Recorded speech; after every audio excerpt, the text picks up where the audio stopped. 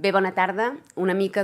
compareixem per donar explicacions respecte als retrets que se'ns fan a les darreres sessions plenàries aquí al Parlament de Catalunya, on se'ns retreu més concretament que no assistim a les diferents comissions que se celebren. Com tots vostès saben, Aliança Catalana, a les darreres eleccions nacionals catalanes, va obtenir doble representació, en aquest cas dues diputades, la Rosa Maria i jo mateixa.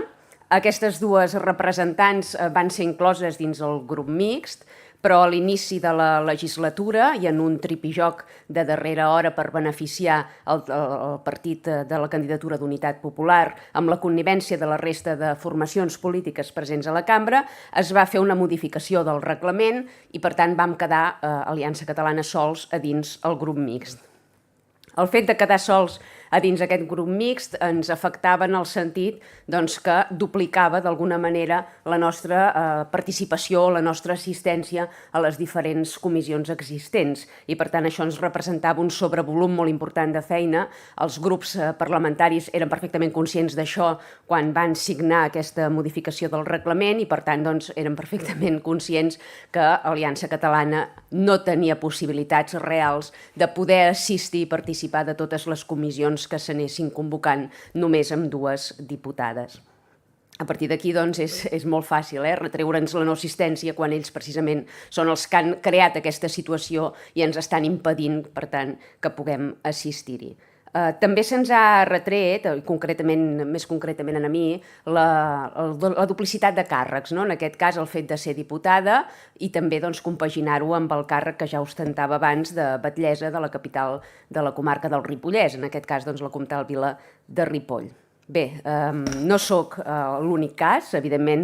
aquí dins hi ha molts batlles, tenim per exemple el batlle de Salt, el batlle de Castelldefels, la batllessa d'Isona i de Conca Dellà, el batlle de Batea, de diferents formacions polítiques i tots mirem de compaginar com podem aquesta dualitat de càrrecs. Bé, només per passar comptes, la majoria d'aquests batlles han fet una sèrie d'intervencions pel que fa tant a comissions com a plens del Parlament. Parlem, per exemple, del batlle de Batea, que és del Partit Socialista, que ha fet 92 intervencions des de l'inici de la legislatura, del batlle d'Isona, la batllessa, d'Isona i Conca Dellà, que en aquest cas és de Junts per Catalunya, ha fet 45 intervencions, del batlle de Salt, que en aquest cas és d'Esquerra, que ha fet 29 intervencions, o del batlle de Castelldefels, que és del PP, que n'ha fet 5. La batllessa de Ripoll, càrrec que ostento jo, ha fet 232 intervencions. Per tant, molt alerta a l'hora de qüestionar aquesta duplicitat de càrrecs, perquè si algú sap compaginar-los és precisament la diputada d'Aliança Catalana, que no obvia cap de les seves dues responsabilitats, ni la municipal ni la nacional. Simplement manifestar que, a més, si mirem la mitjana d'intervencions per diputat que s'han celebrat